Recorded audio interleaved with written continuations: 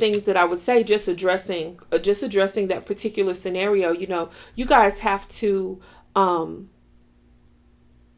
be exceedingly intelligent, right? And you have to be smart. And if you're going to take guidance from someone or inspiration from someone, you need to make sure that their life is one that you admire or that you would like to live. Number one. I would just want to say that, if you're going to let someone who works at Dollar Tree minister to you, go ahead, go ahead. The chosen choose themselves. So, and for the person that's a Dollar Tree priestess, you probably were a Dollar Tree priestess in your past lifetime, and you snake oil salesman. Yeah. Yeah. And with you having these black market practices about how you conduct yourself in the spiritual marketplace, you may have not progressed as much as you needed to in that past lifetime. And it's important for you to get a reading so that you can figure out, and that's the question that people need to ask. How did my life end in this past lifetime? What was it that went unaccomplished? What did I not do? Mm-hmm. Because when you figure out the answers to those questions in the past lifetime, they're going to give you clear, concise instructions on how to finish this lifetime successfully. And the goal should not be to reincarnate. Don't you think? Well, I mean, the ultimate goal is ascension. The ultimate goal is to perfect your soul and clear your soul and make it so light and gorgeous that it can actually rejoin the all.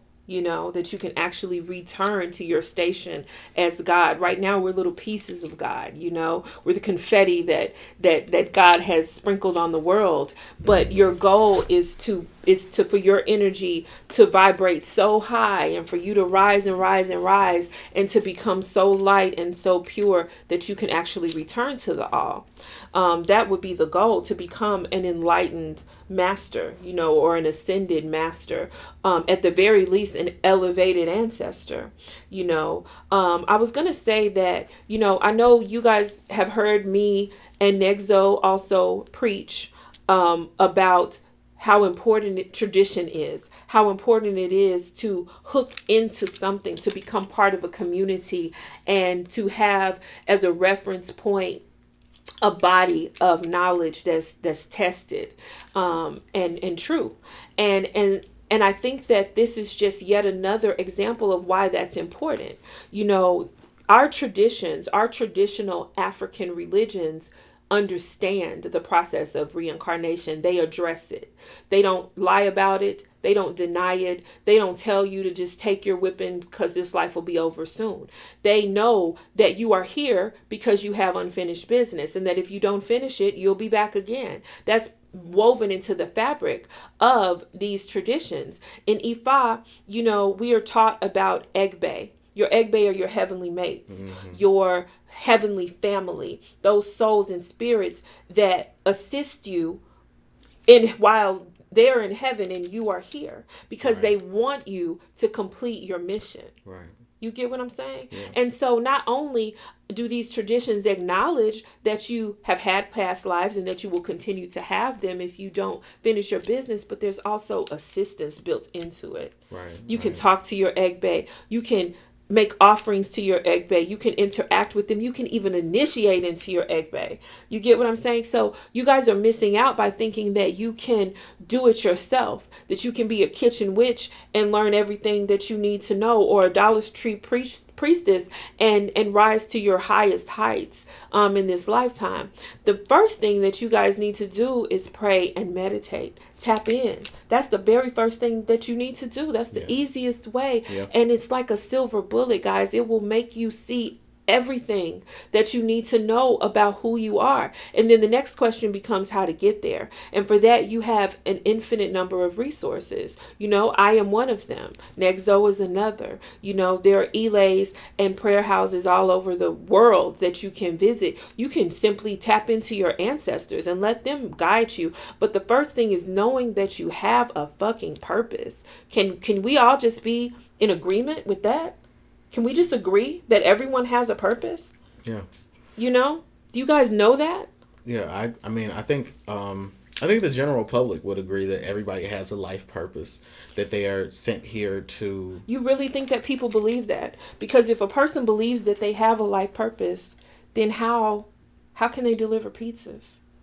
Well, I mean, I think that. Well, I mean, you know, they have a lot of Mercury energy, a lot of you know, Gemini or Sagittarius energy. They like to travel places. Yeah, I hate you. It's written into their astrology chart. Some people have really difficult placements that they have to overcome, and they come from, you know, families that are systemically uneducated. The point that I want to make is that if we have to talk about a cycle, that we have to talk about you know, reincarnation being a soul recycling process. You have to think about how, you know, generational curses are going to are you know, will recycle themselves through certain, you know, through particular families.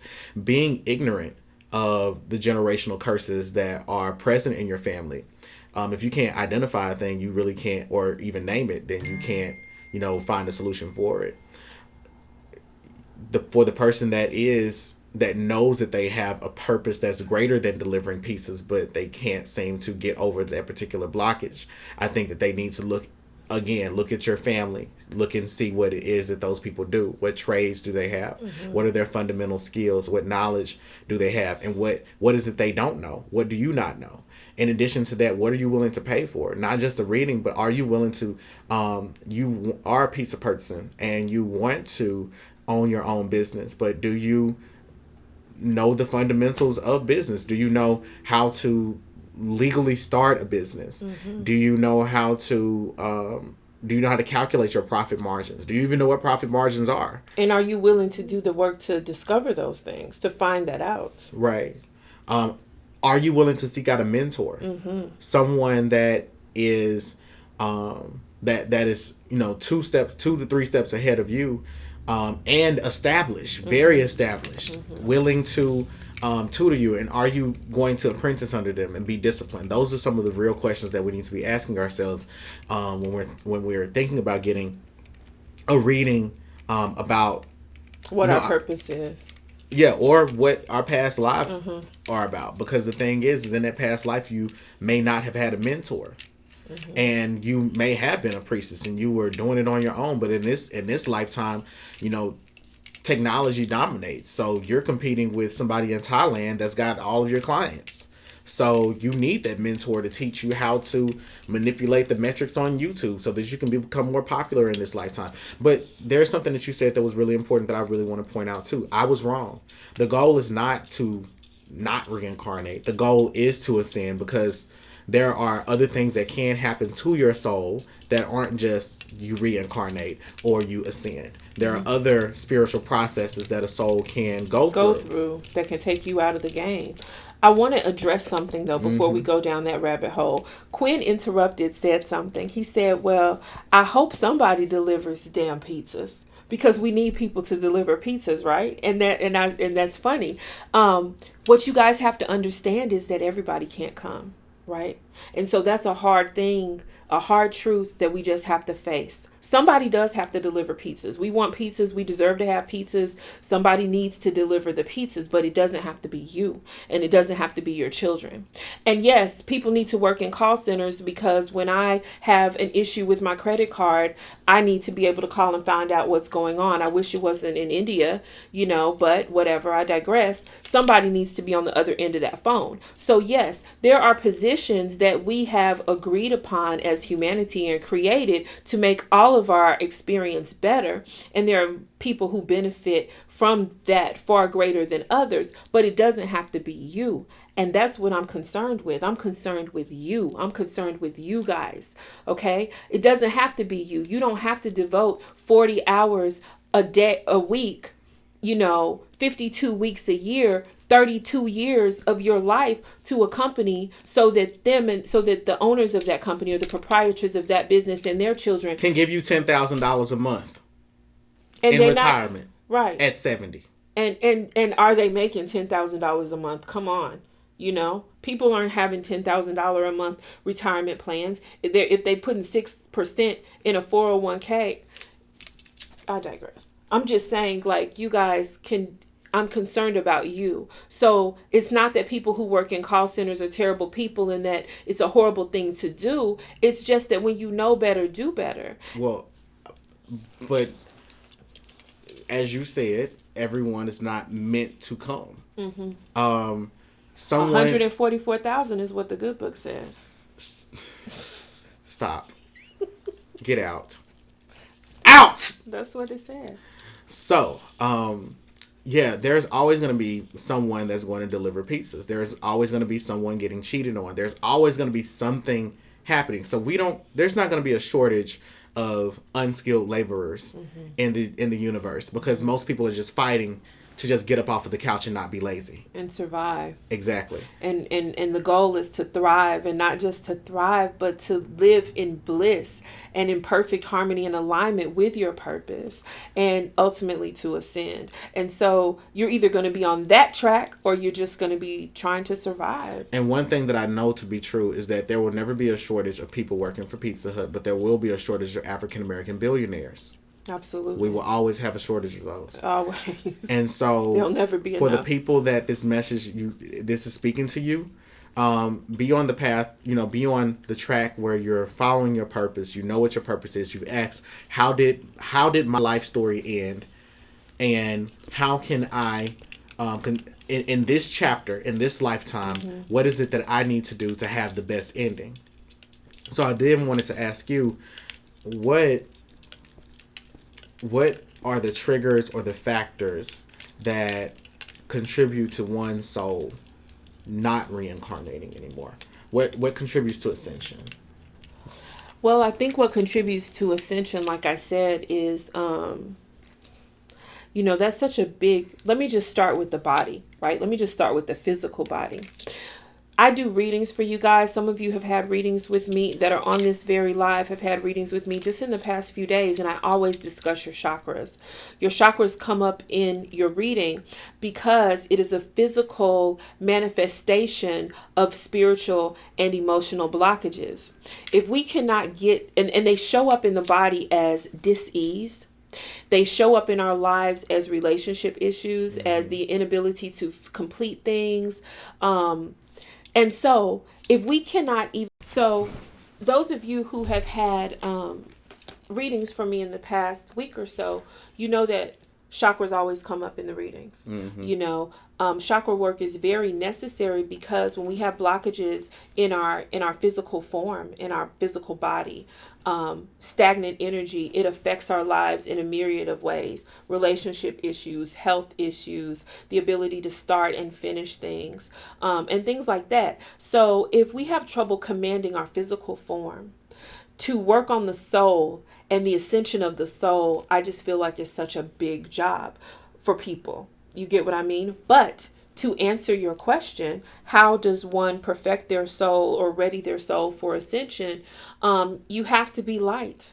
The Egyptians said that your heart will be weighed against a feather when you are attempting to enter paradise, right? You must be light, meaning you have to let go of things. You cannot be a bag lady, okay? You can't be holding on to this hurt and this pain and this false sense of responsibility and these body image issues and all of this stuff. You cannot be carrying all this stuff with you. It won't go, you have got to release, most people are stuck in the bottom 3 chakras. I'm just going to tell you from my experience and what I see on the daily basis. So we have a lot of work to do physically. We have a lot of work to do as human beings. And once we start to do that work, then we can address the work of our soul. And I believe that doing one actually influences the other, but in a way that is even multiplied. You get what I'm saying? I feel like when you improve your human form, when you improve your humanity, when you clear your chakras, when you tap into your divinity, I think doing that exponentially affects the rising of the soul. Yes. because when the clearer that you are, your the ashe flows through you more fluidly. Right. And the more clarity that you have, the lighter that you feel, the more better active decisions you're making. Yeah, the more active that you'll be, the more productive that The you'll more be. productive that you'll be, you'll make better decisions. You won't find yourself in situations that's causing you to remain stuck in those lower chakras and those lower vibrations. One idea, well, not one idea, but one factor that I know for sure contributes to one's ascension is veneration from the public for you to be venerated, because there are different types of spirits, but all the same spirit. Not every spirit vibrates at the same level. For those of you that read the Law of One, you know that there's you can be a first dimensional being, second dimensional being, three dimensional beings, fourth dimensional. And so when you're thinking about reincarnation or ascension, you're not just trying to ascend out of the human experience, but you're trying to ascend to a very comfortable spiritual level, so that your voice can echo in the ethers. Absolutely. So that all of your ancestors, that all of your descendants can hear you very clearly, and you will become more powerful. So, like Bob Marley, or someone mentioned Bob Marley earlier. That would be an example of what he's talking about, you guys. Martin Luther King.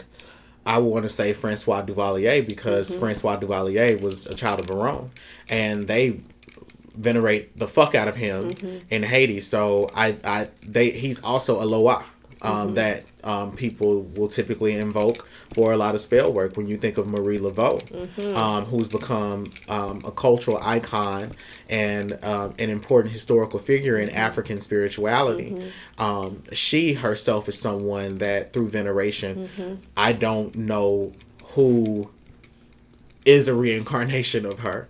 I can say this. I have a friend whom I'm 100% for sure is Zora Neale Hurston, reincarnated. Okay, I hear you. So, I wanted to ask you then, what in the using the theology of Ifa, how can you explain reincarnation, or just give us some provocative information about reincarnation and how that concept plays out, or how you all work that I concept? honestly don't know how provocative it will be, because it's a very simple concept, and you guys must understand that out of Ifa comes quantum physics, comes biology, chemistry, and a lot of other sciences, okay, and binary code, how we're even able to come to you at this very moment because of the computer technology and the crystals inside it. All of that you find in Ifa 30,000 years back. I asked my Baba, I asked him about reincarnation once, and he simply said, of course we come back. We come back over and over and over again. And it's almost this understanding in Ifa that you will continue to come back until you get it right, until you have perfected yourself to the point of becoming an elevated ancestor. Okay. And then you will be an elevated ancestor until you have done that so perfectly that you will then rejoin the all, the Arumule, so to speak, or the body of energy that is creation itself. Okay.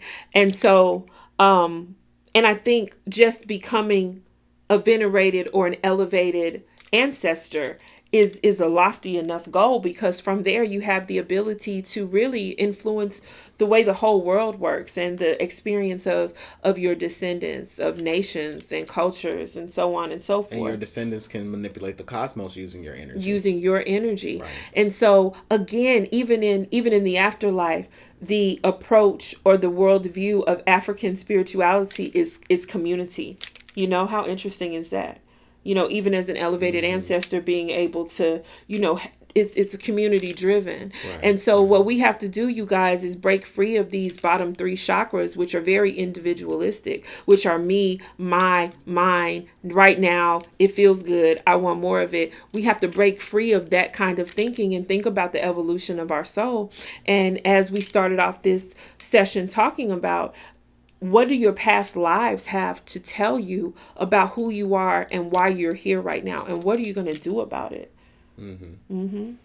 The theology of reincarnation in Haitian Vodun is one that is simple. And it is that, you want to go through the 9 basically the 9 passages or the 9 life phases so that you can get to Guinea.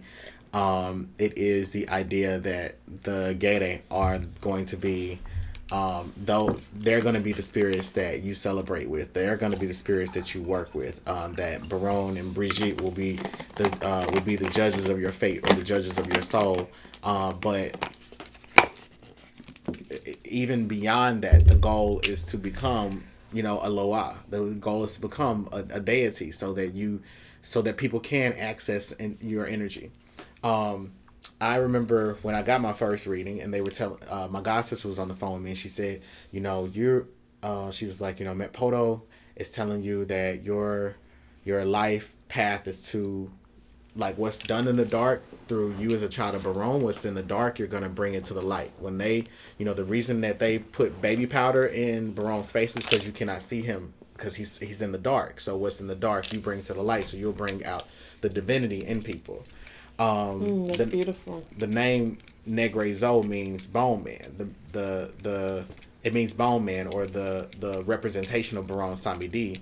And it is a goal of mine to build a ministry so that I can become a cultural icon, so that people can draw upon my energy and they'll know the things that I liked, I didn't like. They'll be able to leave, an altar up. I'll be on somebody's tarot deck. You know what I'm saying? So, in that way, I'm trying to role model for you all what a process of reincarnation looks like, and hopefully leave gems or instructions behind that you all can follow.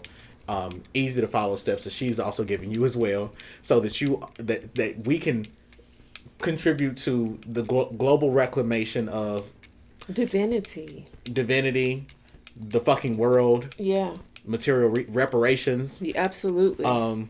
Absolutely. It takes a village, one person at a time. So I hope that in what we're saying, it inspires you all to not only live your truth and radically and aggressively pursue your purpose, but also book a reading.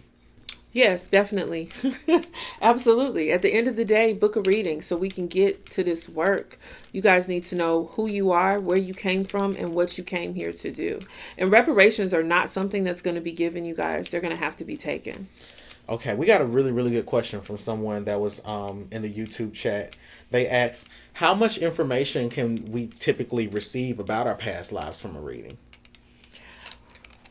It's limitless. We're only limited by what we are able to hear and interpret and what you are able to handle and what your ancestors think that you're ready for, because they are gatekeepers too.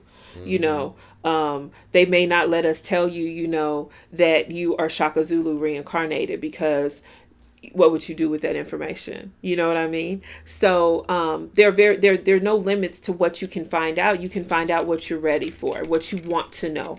Just to put it like that, because whatever it is that you want to know, the information is there for you. One of the things that I wanted to share with you guys, side note, but still related. I know that many of you have heard of the Akashic records, right? In metaphysical circles, in spiritual circles, it's a word that's tossed around. And the theory being, or the belief is that the Akashic records have the record of every person, their life story, the story of their lives.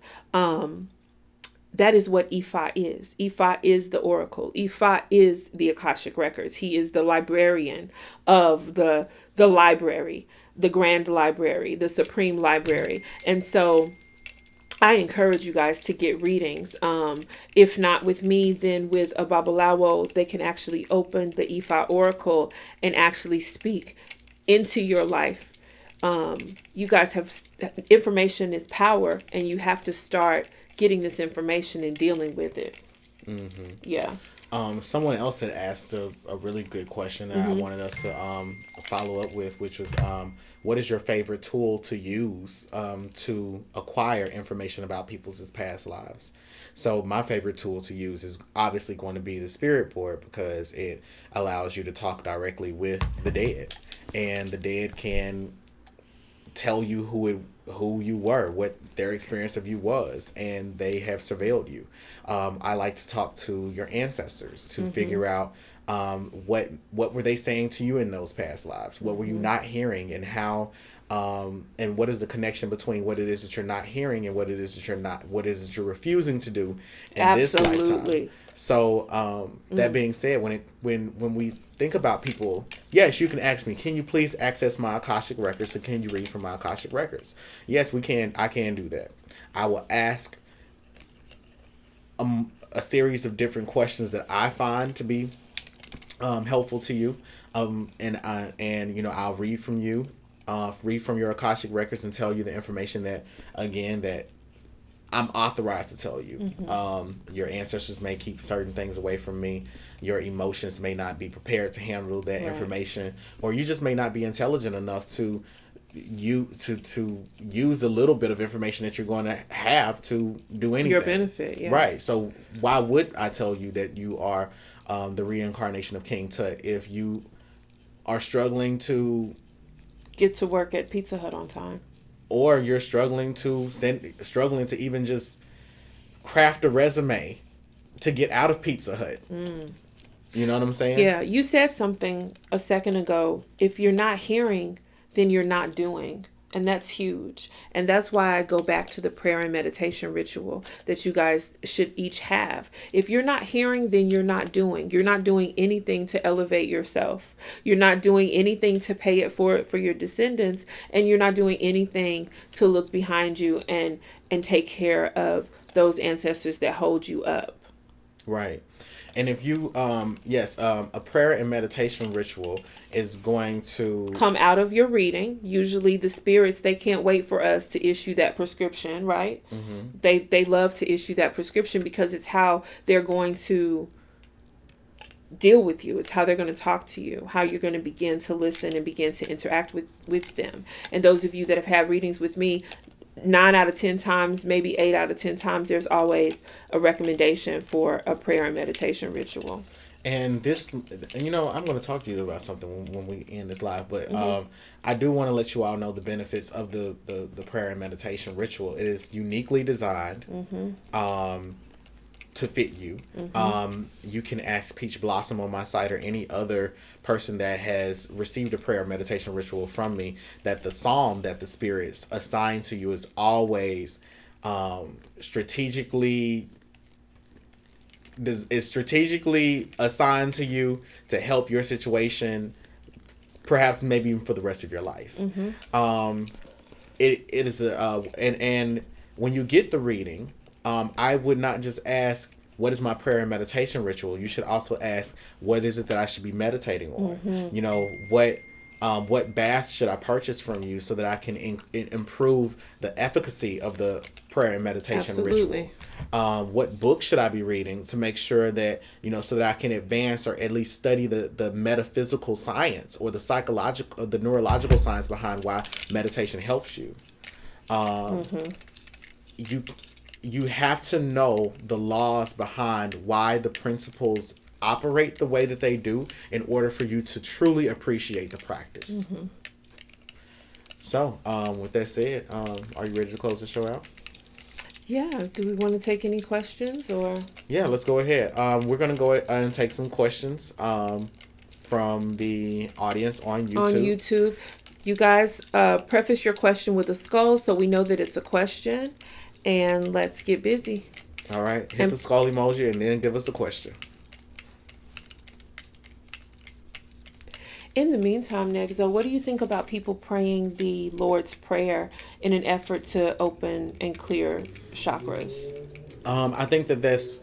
I think it's a great way to open the chakras, but it's not. It's not for clearing the chakras. I think that the Lord's Prayer can't just be recited aimlessly, without intention.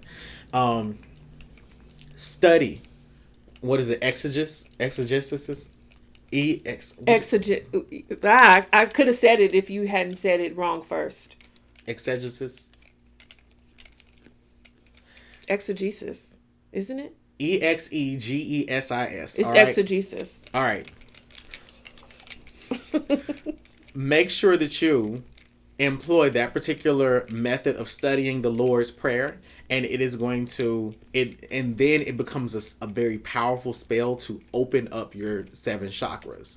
I think that the Lord's Prayer is first of all, it's free, it's easy to learn, it is you can write it down anywhere you want to do it. It's very quick, and it is a great opening. It is a great opening prayer to any ritual that you're going to perform. Not just, I wouldn't. Okay, the Lord's Prayer is not to. Don't just recite it before you're about to meditate. Recite it before you do any sort of magical work that you need to do. Do it if you're, for example, if you're going to record videos on your YouTube. Recite the Lord's Prayer to the memory card that you're going to put inside the camera, so that any of the footage that you record is, that is going to enlighten or help those that watch the videos to ascend, even if it's just ass shaking videos. That's a jewel, you guys. So that would be that's some magical theory right there. Did we get any good questions? Yeah, we got a few good questions. Bentley Rose says, how do I spiritually cleanse? Bentley, I would urge you to consider the fact that you don't even know if you need to cleanse and what you need to cleanse from. You probably need to have a reading so that you are not wiping away protection and opening yourself up to attack. Okay. How can I hear my ancestors? You can begin to pray and meditate. If you'd like a specific or personalized regimen, you need to schedule a reading. For those of us who are new to this and want to take the steps to begin to learn, where do we begin? Do we schedule a reading, purchase books to learn where? Okay, so this is the most, at this time, this is the most pragmatic process. Beautiful question. As far as books, you need to get Tapping the Power Within. You need to get Fervent by Priscilla Shirer. That being said, if you're not someone that can study the law of thought, how people think, those books are not going to be useful to you. You're going to read them, and then you're still going to call me for a reading. Call for a reading first. No, because I want them to get everything free first, at least for them to know what we're talking about. So the second thing is that there's a playlist called Free Spiritual Lessons, where I have I did readings about the power of water. I did readings that include very specific instructions on how to set up an ancestral altar, the benefits of setting up an ancestral altar, the benefits of burning ancestor money, all of that. There's also a link included in those videos where it includes 3 different ways to set up altars, one based out of African spirituality, one based out of the Yoruba spiritual system, and it's a third one that I can't remember, but it's a blog that includes there. So finally, after you have exhausted all of those resources, you will then have realized I may have not learned anything, and I still need to know more. But the benefit of that is a lot of the points that we're trying to make have now become common sense to you. Then book a reading. Because the last thing that you want to hear is that you done spent this money with us, and all you walk away knowing how to do is how to set up an ancestral altar, and you could have learned that for free.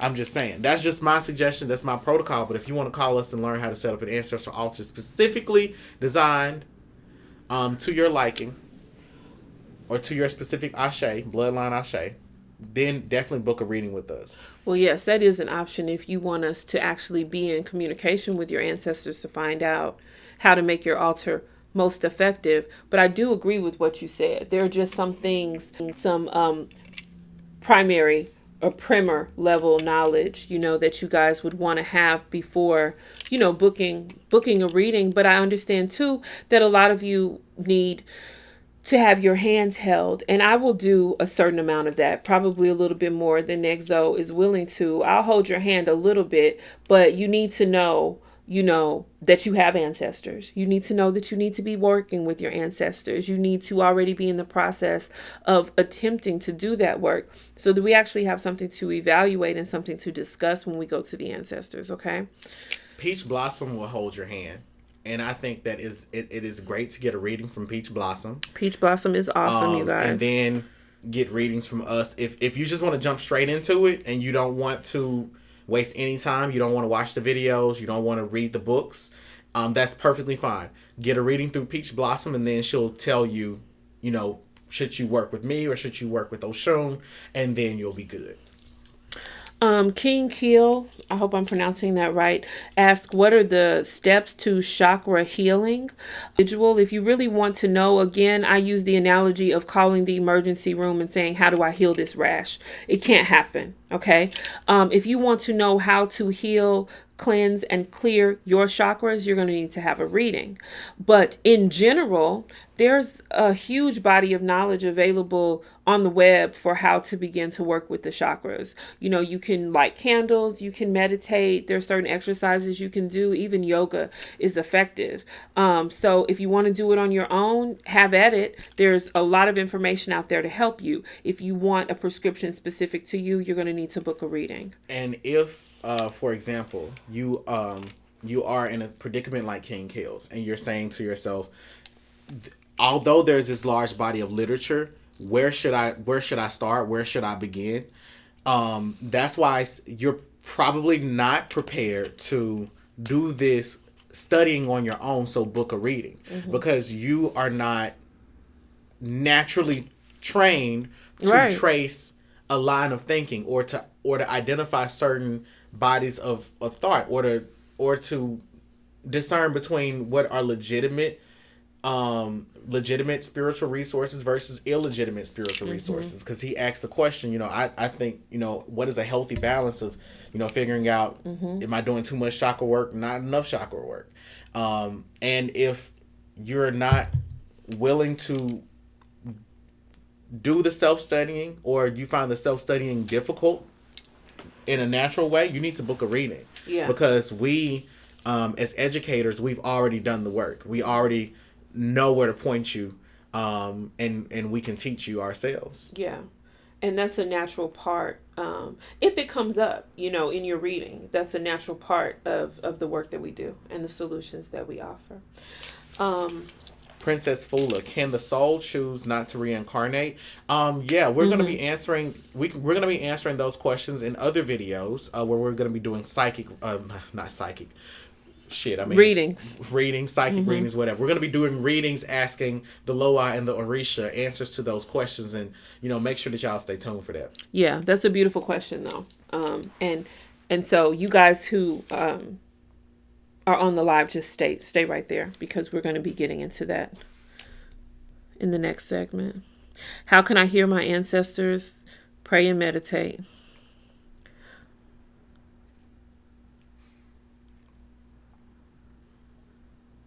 Okay.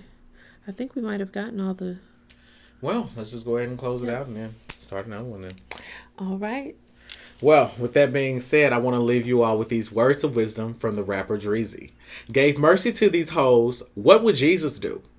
I'm your reader, Nexo. This is my co-host, Oshun Funke. And we will see you all next Sunday for another episode of Sophisticated Sunday. Bye. Peace.